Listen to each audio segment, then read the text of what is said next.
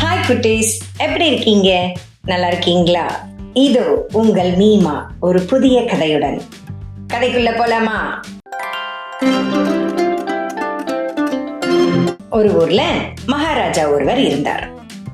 அவர் தன் நாட்டு மக்களை மிகவும் நன்றாக வழிநடத்தி கொண்டு இருந்தார். அனைவரிடமும் அன்பாகவும் பாசமாகவும் பழகுவார்.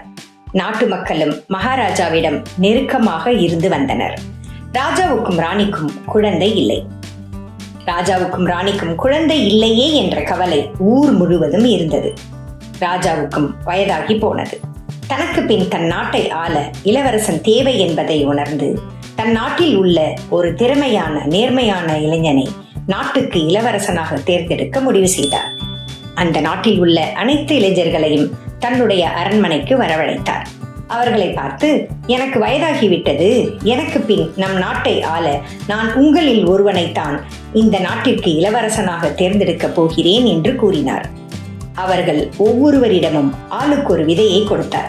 இந்த விதையை ஒரு மண் தொட்டியில் நட்டு முளைக்க வைத்து பெரிய செடியாக கொண்டு வர வேண்டும். உங்களுக்கு 1 மாதம் அவகாசம் தருகிறேன்.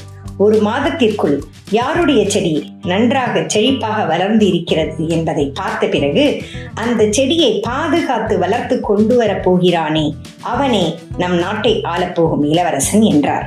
அந்த இளைஞர்கள் அனைவரும் ஆளுக்கு ஒரு விதையை பெற்றுக்கொண்டு தங்கள் வீட்டிற்கு திரும்பினர். 1 மாதம் கழித்து அனைவரும் பெரிய பெரிய செடிகளாக அரண்மனைக்கு கொண்டு வந்து ராஜாவிடம் சமர்ப்பித்தனர். ஆனால் ஒரு ஏழை தாயின் மகன் தன்னுடைய தாயிடம், அம்மா, 1 மாதமாக நான் இந்த விதைக்கு தண்ணீர் ஊற்றி பாதுகாத்து வளர்த்து வந்தேன். ஆனால் இந்த விதை இன்னும் கொஞ்சம் கூட முளைக்கவில்லை. நான் எப்படி இந்த வளராத செடியை அரண்மனைக்கு எடுத்துச் சென்று ராஜாவிடம் கொடுப்பேன் என்று வருத்தத்துடன் கேட்டான். அதற்கு அந்த தாய், மகனே, பரவாயில்லை, 1 மாதம் நீ கஷ்டப்பட்டு விதையை வளர்த்தெடுக்க முயற்சி செய்தாய். ஆனால் அந்த விதை முளைக்கவில்லை.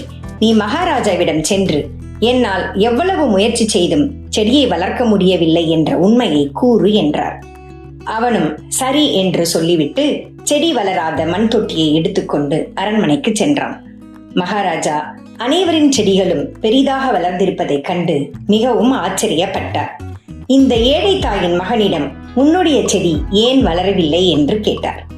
அவன் அதற்கு, ராஜா, நான் மிகவும் முயற்சி செய்தேன், ஆனால் இந்த விதையை என்னால் முளைக்க வைத்து வளர்க்க முடியவில்லை என்று கூறினான். அனைவரையும் ஒருமுறை பார்த்த ராஜா இந்த ஏழை இளைஞனை பார்த்து, நீதான் நம்முடைய நாட்டை ஆளப்போகும் இளவரசன் என்றார். இதை கேட்ட மற்ற இளைஞர்கள், இவன் விதையை முளைக்க வைக்கவே இல்லையே, ஆனால் நீங்கள் இவன்தான் நம் நாட்டின் இளவரசன் என்று கூறுகிறீர்களே என்று கேட்டனர்.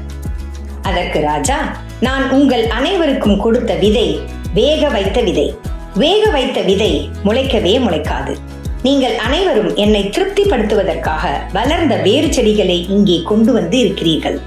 இவன்தான் உண்மையாக செடி முளைக்காத மண் தொட்டியை மட்டும் கொண்டு வந்திருக்கிறான்.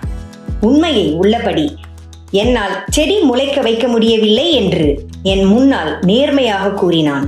இவன்தான் இந்த நாட்டை ஆளப்போகும் இளவரசன், எனக்கு பிறகு நம் நாட்டின் அரசன் என்றார். குட்டீஸ், நம்ம என்ன செய்யணும்?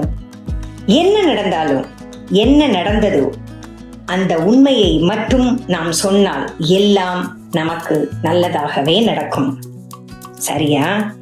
சம்மர் லீவ்ல இருக்கீங்க இல்லையா? சேஃபா என்ஜாய் பண்ணுங்க. நிறைய தண்ணி குடிங்க. காலையில சாயங்காலத்துல நிழல்ல விளையாடுங்க. பழங்கள், காய்கறிகள் நிறைய சாப்பிடுங்க. அடுத்த வீடியோல சந்திப்போம்.